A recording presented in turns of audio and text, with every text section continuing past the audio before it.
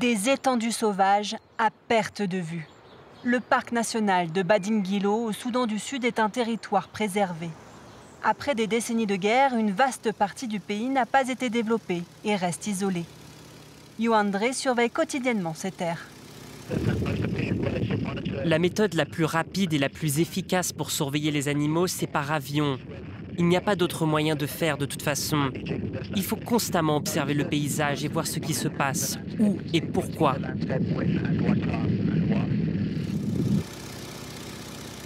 L'ONG African Parks a été mandatée pour protéger une zone de 200 000 km², soit 2 fois la taille du Portugal. C'est le plus grand projet de conservation au monde. Ici, il y a des girafes nubiennes. Il y en a 1, 2, 3, 4, 5, même 15. Les spécialistes pensaient l'animal disparu au Soudan du Sud. Mais l'équipe du parc a prouvé le contraire.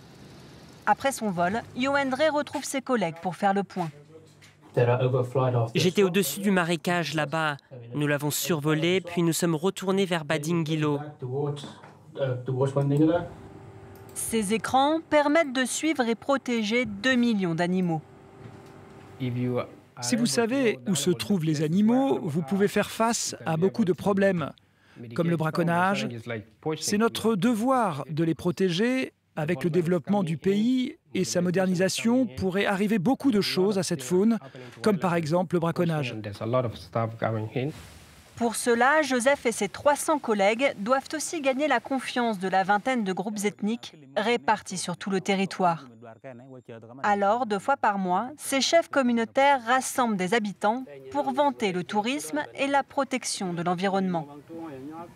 Ce jour-là, ils expliquent la différence entre la chasse vivrière et le braconnage au fusil automatique. Nous avons parlé de notre manière de chasser, des armes à feu. Nous tuons souvent plus que nécessaire. Alors on nous a dit de ne tuer que les animaux que nous mangeons. Et pas ceux en voie de disparition, car ils doivent être protégés pour se reproduire. Cette sensibilisation est cruciale. Au cours de la dernière décennie, la population de certaines espèces d'antilopes a décliné de moitié. Chaque semaine, de jeunes Sud-Soudanais apprennent à coexister avec les animaux. Si vous voyez un lion, ne fuyez pas. Et surtout, ne tournez jamais le dos au félin. Dans ce village isolé, seulement accessible par avion, le tourisme et la conservation de la nature sont des notions totalement étrangères. Il est difficile de changer le comportement des jeunes envers les animaux. Leurs parents leur ont appris à faire face aux bêtes sauvages et ils ne connaissent rien à la préservation. Donc c'est difficile de les sensibiliser. Pourtant, les cours semblent peu à peu porter leurs fruits. Protéger les animaux est important pour préserver le Soudan du Sud. Ils peuvent amener des touristes, ce qui nous fera gagner de l'argent et donc nous développer. Mais le chemin sera long. Seulement 650 personnes ont visité le Soudan du Sud en 2023. Pour l'instant, les clients sont principalement des étrangers qui travaillent dans la capitale. Ces Kenyans vivent à Djouba depuis presque 1 an. C'est la première fois qu'ils font du tourisme. Je pense que c'est une super opportunité. C'est intéressant de voir d'autres endroits, de voir la culture, de comprendre comment vivent les gens du coin. En fait, le principal problème ici, c'est la sécurité. Mais si c'est réglé, la plupart des gens seront libres d'explorer le pays. Ils observent les vaches encolées, joyaux de la tribu Mundari et symbole de la culture sud-soudanaise.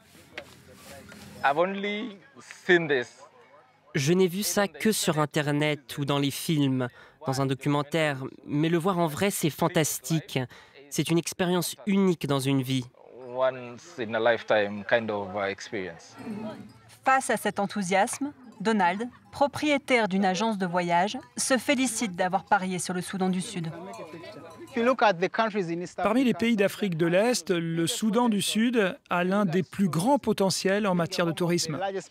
C'est le foyer de la plus grande migration animale, il y a des cultures incroyables, des paysages sublimes.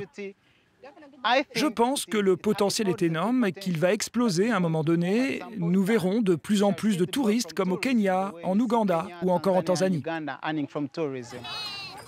Après des décennies de guerre, les Sud-Soudanais espèrent bénéficier d'une image plus positive, notamment grâce au tourisme. Alors que les parcs naturels du Soudan du Sud voient le jour, l'arrivée de ces visiteurs est également essentielle pour préserver sa riche biodiversité.